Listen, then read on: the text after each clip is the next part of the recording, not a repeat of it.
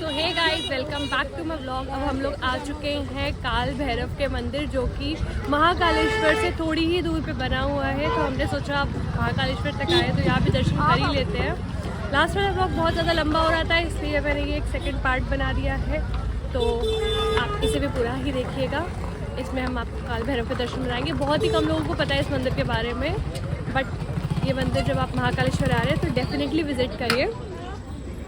चाहिए VIP entry, but मेरा मानना ये है कि भगवान के दर्शन जिस तरह से नसीब में बधे होते हैं वैसे ही होते हैं। तो आगे हम लोग देखते हैं आगे चल के क्या होता है, बताते हैं। अगर मंदिर के अंदर फ़ोन अलाउड होगा तो मैं डेफिनेटली आपको दर्शन कराऊंगी। ये फिर से सो गई है, फिर दर्शन करते टाइम उठ जाएगी। ये शूट गलत हो गया भाई, मौसी के असलियत बाहर आ गए। इसको कट कर देना कि मौसी हमें गलत राह पे लेके जाती है। अब हमें सिर्फ मौसा के पीछे पीछे चलना है, सही मार्ग पे चलेंगे हम। मौसा कदम पे कदम रखते हुए मौसी के साथ रहेंगे तो हम लोग गलत मार्ग पे चलेंगे।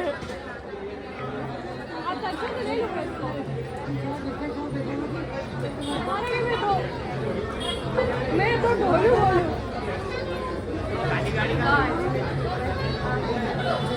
गाइस वो देखिए, वो मुख्य द्वार है मंदिर का। हाँ, जब मिट्टी बड़ी हो जाएगी तो हम मिट्टी के लिए ये मेले से सामान लिया करेंगे। गाइस बच्चों के लिए हमें मेले से ही सामान लेना चाहिए, क्योंकि वो छोटे होते हैं और खिलौने तोड़ देते हैं।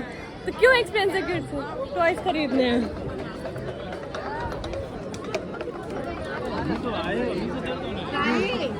मैं कुछ भी बोला, मेरी मौसी को 20 रुपए वाली सेल बहुत जल्दी दिखती है। ये देखो रुक भी गई। अरे आके ले लेना यार, मौसा गुस्सा करेंगे फिर गलत मार्ग पे ले चलोगी हमें। अब ये लेंगे।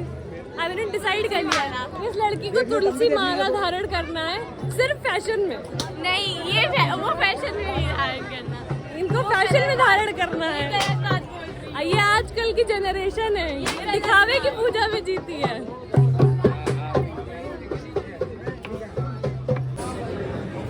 गाइस आप भीड़ देख रहे होंगे, हम लोगों ने लिटरली लाइन में 7 बजे लगे थे और अभी 8:16 हो रहा है। हम लोग अब जाके मंदिर पहुंच पाए थे और लिटरली रास्ते में बिट्टी की हालत इतनी ज़्यादा ख़राब हो गई थी, इतनी ज़्यादा, मतलब वो बस रो रही थी चिल्ला के भीड़ में। और कुछ लोग तो हमें निकलने भी नहीं दे रहे थे, पर कुछ अच्छे लोग भी थे जिन्होंने हमें निकलने दिया। फिर हमने इसको फटाफट से दर्शन कराए। अब वो सो गई है। एक शॉप वाले भैया की दुकान में बैठ गए हम। बट जेन्युइन गाइस, यहाँ प्लीज़ कोई भी छोटे बच्चे को ना लेके आए, बिल्कुल भी नहीं। बहुत क्राउड होता है, बहुत ज़्यादा, मतलब बहुत क्राउड था। बट स्टिल फाइनली में दर्शन हो गए। तो बाकी जो और छोटे मंदिर हैं उनके भी आपको करा के बताते हैं। सो गाइस, एग्जिट में बिल्कुल भीड़ नहीं है, लेकिन एंट्रेंस में इतनी ज़्यादा भीड़ थी, इतनी ज़्यादा भीड़ थी कि मतलब बस मैं बता नहीं सकती हूँ कैसे हमें दर्शन मिले। 4-5 लाइनें से भीड़ की एकदम लगी हुई थी। हम कैसे बेबी को आगे लेके गए हम ही लोग जानते हैं। और प्लीज़ जिसका भी छोटा बेबी है वो बिल्कुल भी ना लेके आए इस मंदिर, बिल्कुल भी नहीं। बहुत ज़्यादा प्रॉब्लम है। बहुत लोग तो ऐसे थे कि जो एकदम लड़ने पे हो गए थे कि नहीं हम नहीं जाने देंगे। आफ्टर ऑल सीइंग दैट कि बेबी इतना रो रहा है फिर भी मना कर रहे थे। बट कुछ लोग अच्छे थे जिन्होंने हमें जाने दिया। एक दुकान वाले भैया ने हमें बैठा लिया और तब मैडम रो रही थी। अब मैडम जग रही है। अब इनको दुनिया फिर से दिखने लगी है रंगीन रंगीन। अब इनको दुनिया फिर रंगीन लगने लगी। अभी पूरी दुनिया इनके लिए ब्लैक एंड वाइट हो गई थी। गर्मी में इनको पूरा वो पसीना पसीना हो गई थी। मन्नू मेरी चुन्नी दो, लीजिए। बाल खराब कर दीजिए।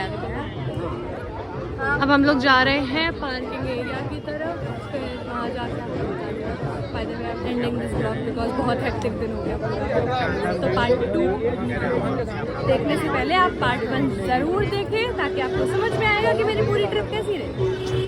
गाइस हम इतना ज़्यादा थक गए, इतना ज़्यादा थक गए कि अब हम इस ब्लॉग को यहीं एंड कर रहे हैं।